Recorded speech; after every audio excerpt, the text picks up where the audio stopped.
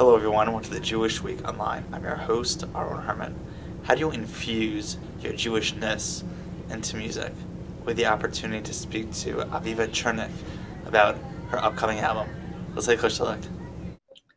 So tell us a little bit about your work and your motivation to bringing music to the forefront. My work. Well, I'm a singer and I'm a composer, and I have been working for about, I guess, over 10 years, making my way through different forms of traditional Jewish music until finding my own voice, informed by all the wonderful musicians and music that has come before me. So I'm just about to launch, well, I'm in the process of launching my first album of original music. It's called solo, but it's not really solo. You know, I don't imagine most people really do things solo. So it's made by all these wonderful people. It's with an incredible ensemble, a whole whack of guests, an amazing co-producer, all of those things. It's original music, and in Canada it would be called devotional music because we wouldn't flag it as Jewish music for prayer. So actually in the press release in Canada, it doesn't say the word prayer or the word Jewish. It's kind of crazy. So in this case, I would tell you that it is tefillah. The lyrics, much of them are from Psalms, little bits that I dig, and but the music is from now, right now, whatever.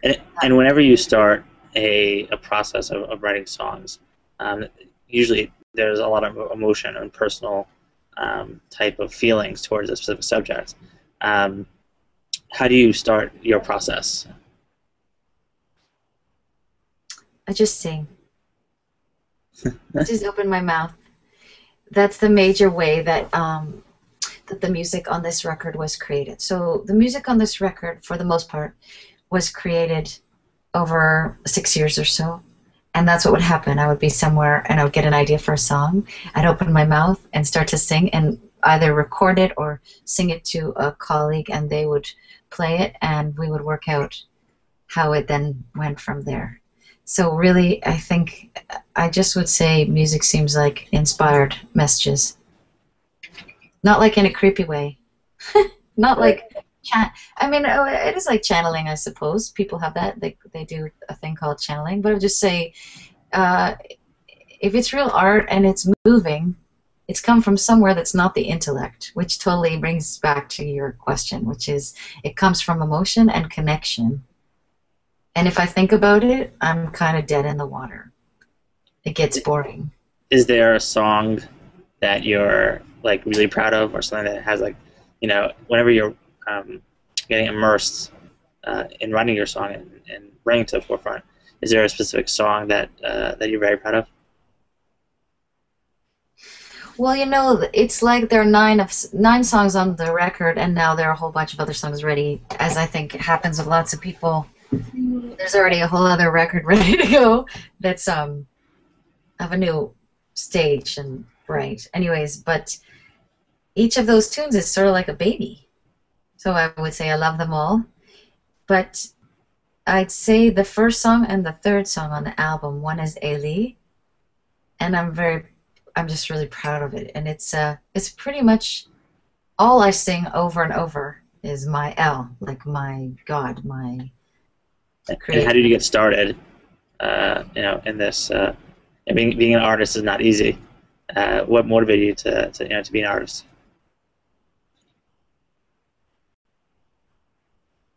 Well, I didn't choose. I think I just wandered my way along the path. I found my way along my path, and I moved through the theater. I went to theater school. I trained as a director. I started working in the theater at the same time. After theater school, I went to dance school, and for 4 years I trained as a modern dancer, and then I was working as a modern dancer.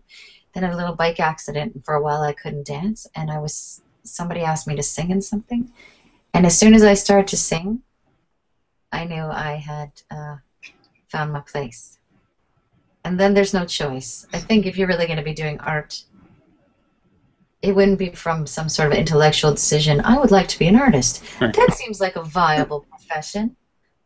I just can't really imagine one would have that idea, but they might. They might think that looks interesting, but really, as a life choice, I don't think so.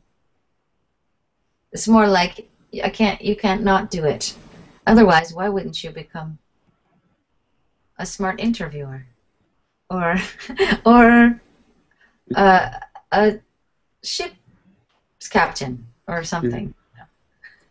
And whenever you're kind of putting the lyrics together, sometimes it's you're not exactly sure where it's going to go. Was there any part during the developing your album that like sort of surprised you? It all surprised me. Almost everything surprised me. It was like magic.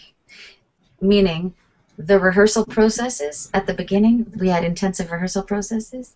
We took, the roughs of all the tune, and then we played for 3 days. And I couldn't believe where the tunes went. And some of them went off in directions I'd never imagined. And then I took all of that and rough guides and made rough guides. And then I took all of the material from the recording into the studio. And then things found whole new life. So in each stage of the project is completely surprised. And also, like for instance, on the song Boi Kala, is the third song on the album. It went through all these different configurations just to find the kind of life that it had live. We kept trying to play with different instruments.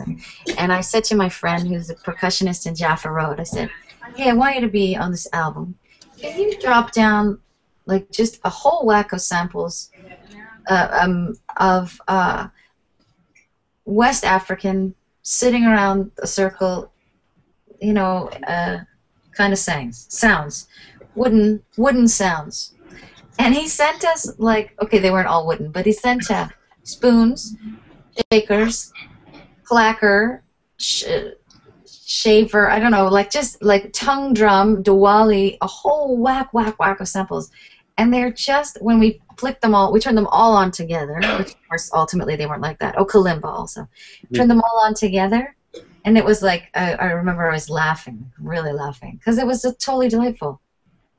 I never thought of that. They're silly, wonderful sounds, and those are the most incredible discoveries. If you just invite people to send you themselves, and you get great things. And where can people learn more about your work? www.avivachernick.com. Yeah. Well, thank you so much for your time, and look forward to hearing more good stuff coming out from Canada. From Canada, for sure. I hope you enjoy the album. Yeah, and I got a sneak peek, and it really is fantastic. So congratulations!